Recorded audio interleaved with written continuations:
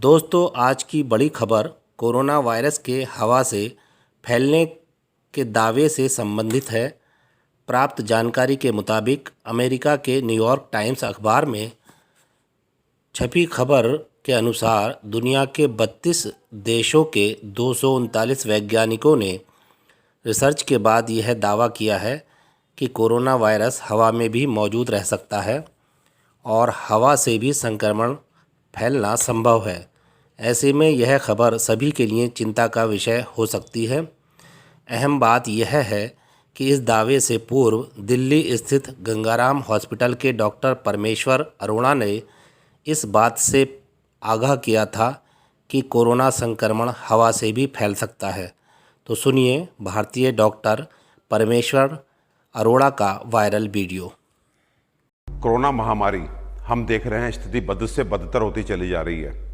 आज मैं आपको इसी महामारी से बचने के लिए एक और बात बताने जा रहा हूं, इस उम्मीद के साथ कि इस बात को आप ध्यान से सुनेंगे और आज इसी क्षण से फॉलो भी करेंगे।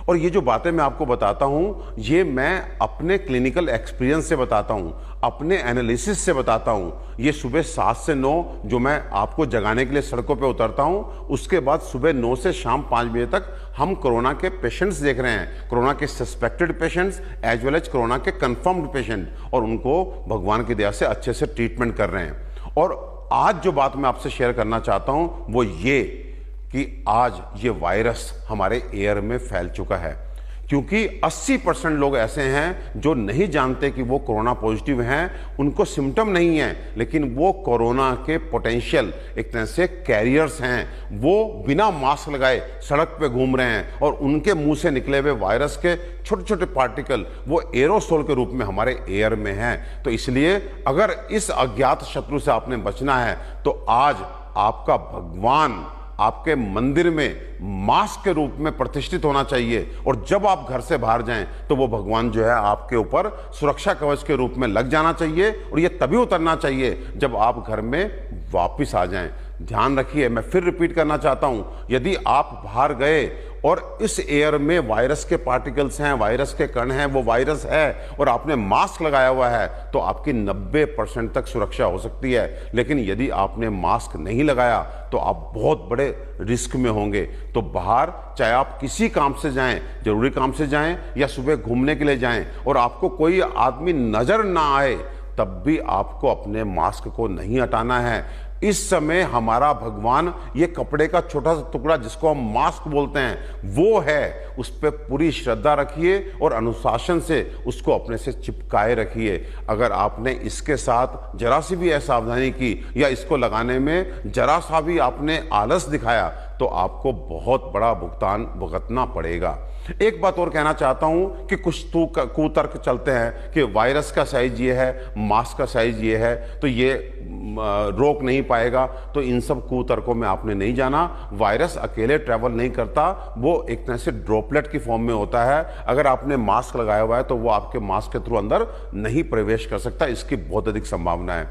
साथ में आप रुमाल बांधते हैं मास्क के रूप में, तो उसमें भी एक बहुत एहतियात आपको बरतनी है, क्योंकि अक्सर हम रुमाल बांध करके 1 घंटा बाहर जाते हैं, कुछ सब्जी खरीदते हैं, दूध खरीदते हैं, दवा खरीदते हैं, फिर घर लौट के आते हैं और आकर के जो है अपने रुमाल को अपनी जेब में डाल लेते हैं। उसके बाद फिर उसी रुमाल को निकाल करके आप जब दोबारा बाहर जाते हैं तो जो बाहर का हिस्सा होता है उसको आप अंदर बांध लेते हैं। जानते हैं, ये करके आप सीधे वायरस, बैक्टीरिया या डस्ट के वो पार्टिकल जो आपके शरीर के लिए अच्छे नहीं थे, वो आपने पहले बाहर उसको चिपकाया और अगली बार उसी बाहर की सरफेस को आपने अंदर करके सीधे उनको अपने मुंह के थ्रू और नाक के थ्रू शरीर में प्रवेश दे दिया। तो ऐसा ना करें। जो मेरी बहनें चुन्नी लपेटती हैं या जो मेरे भाई अंगोछा लपेटते हैं वो भी संभल जाएं, क्योंकि अंगोछा और चुन्नी में ये संभव ही नहीं है कि आप डिफ्रेंशिएट कर सकें कि पहले कौन सा हिस्सा बाहर था, कौन सा अंदर था। देखिए, ये महामारी अभी कुछ महीने और चलनी है, तो इसलिए आप मास्क की आदत डाल लीजिए,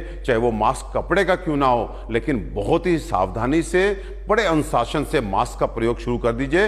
इस महामारी से यदि हमें कोई बचाएगा, ये जो भगवान बचाएगा, ये हमारे पास आज इस मास्क के रूप में है। ये भगवान है हमारा। आज जान लीजिए, ये मास्क आपका भगवान है। इस भगवान के साथ बिल्कुल भी अनुशासनहीनता नहीं करना, नहीं तो इसकी बहुत भारी कीमत हमें चुकानी पड़ेगी। वायरस हवा में है। आज आपको चिकित्सक नहीं बोलेंगे, आज आपको हो सकता है मीडिया ना बोले, सरकार भी ना बोले, क्योंकि आप पैनिक हो जाएंगे। मुझे ऐसा लगता है कि आपको सही बात बताना मेरी ड्यूटी है, लेकिन साथ ही साथ आपको बताने के साथ मैं आपको उसका उपाय भी बता रहा हूं कि एयर में वायरस है, लेकिन आपने मास्क लगाया तो आपका कुछ नहीं बिगड़ेगा। लेकिन यदि मैं ये कहूं कि अभी कुछ नहीं मालूम है और आप मास्क बिना निकलते हैं, तो शायद उसका हमें जो है खामियाजा भुगतना पड़ेगा। तो आपको ध्यान रखना है। दूसरी बात, एक नया शब्द हर्ड इम्यूनिटी सुनने को आ रहा है कि कुछ लोग, बड़े बड़े वैज्ञानिक आपसे कह रहे हैं कि बाहर जाइए, आप वायरस से एक्सपोज्ड होइए, आपकी बॉडी में एंटीबॉडीज बनेंगे, आपका सुरक्षा एक कवच बन जाएगा। इसे हर्ड इम्यूनिटी जो बोलते हैं कि हर्ड इम्यूनिटी डेवलप कर जाएगी। लेकिन भैया, आप बाहर निकलेंगे, डेफिनेटली हर्ड इम्यूनिटी डेवलप करेगी, लेकिन किस कीमत पे? 100 में से 2 से 3 लोगों को मार करके। यानी कि आप बाहर निकले और निकल करके, आप युवा हैं, आपको कुछ नहीं होगा, लेकिन आपके बड़े, आपके अपने माँ बाप, आपके अपने प्यारे नाना नानी, दादा दादी, आपके छोटे छोटे बच्चे, 2-2 महीने और 1 साल के बच्चे, अगर उनको हमने हार्ड इम्यूनिटी डेवलप करने के लिए बाहर निकाल दिया, तो आप समझिए कि हर 100 में से 3 लोगों को खो करके, 3 लोग कौन से? आपके अपने माँ बाप, आपके अपने भाई बहन, उनको खो करके अगर हार्ड इम्यूनिटी डेवलप की, तो ये बहुत महंगा सौदा है। तो इसे हम नहीं अफोर्ड कर सकते। प्लीज आप हार्ड इम्यूनिटी को दुस्साहस दिखा करके डेवलप मत कीजिए। आप सारे प्रिकॉशंस लीजिए, और सारे प्रिकॉशन लेने के बाद भी, क्योंकि अब वायरस हमारा एक तरह से कम्युनिटी स्प्रेड में आ चुका है, थोड़ी बहुत चूक होगी, वायरस इतनी मात्रा में अंदर जाएगा कि आपका एक तरह से हर्ड इम्यूनिटी नेचुरली डेवलप कर जाएगी। लेकिन दुस्साहस करते हुए बाहर आकर के हर्ड इम्यूनिटी को इंटेंशनली डेवलप करने की कोशिश नहीं करना, क्योंकि ये बहुत महंगा सौदा साबित होगा। और साथ में प्लीज, जो हमने अपने पहले वीडियो में आपको 10 बातें बताई हैं, उनको पूरी तरह से फॉलो कीजिए। वो आपके लिए आज की लक्ष्मण रेखा है। ध्यान रखिए, लक्ष्मण रेखा को हमारी देवी सीता, हमारी मां सीता ने लांघा था, उसके बाद उनको भी भुगतना पड़ा था। तो ध्यान रखिए, इस लक्ष्मण रेखा को लांघने की कोशिश मत करना।